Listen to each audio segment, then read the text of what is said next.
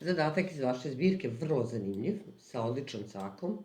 Predlažem da saslušate, gledat ću budem što konkretnije i brže. Kaže ovako. Razlika dva prirodna broja je 12. Razlika. Znači, neki prirodan broj minus neki drugi je 12. Ok? Kada se veći od njih, kako da znam koji je veći? Pa pogledajte. Kad smo ih oduzeli, dobili smo plus 12. Znači da ovaj je bio veći. Jer da je bio manji, dobili bi nešto negativno. Već smo saznali x je veći. Super. Ajmo dalje.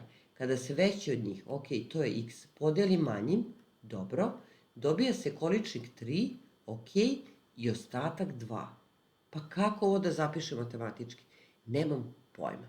Kad smo u takvoj situaciji, ajmo da nađemo neki sličan primer koji umemo da rešimo. Koji sličan primer, ja ne znam ništa ovog slično ovome znamo.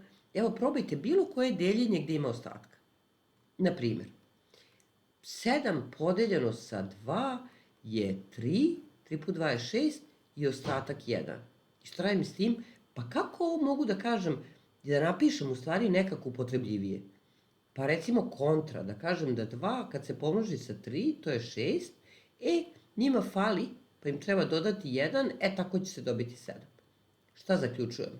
Delilac puta količnik plus ostatak tačno daju vrednost koliko je deljenik. Ajmo mi kod nas to da uradimo. Znači, y puta 3, oni pomnoženi, njima kad se doda ovaj ostatak, što je višak, tačno se dobije ovaj početni deljenik. Jednačina je sad upotrebljiva. Dodaću na nju prvu, x minus y je 12, i ovo sad je lagano. Minus x plus 3y jednako je minus 2, a x minus y je 12, tako da ovde, evo drugu, ne moram ni jednu da množim. X je malo pozitivan, malo negativan, sve ukupno to je 2, y je 10, y je 5, radit ćemo i proveru zadatka. Ako je x minus y jednako 12, a y 5, x minus 5 je 12, x je, koliko, 12 i 5, 17.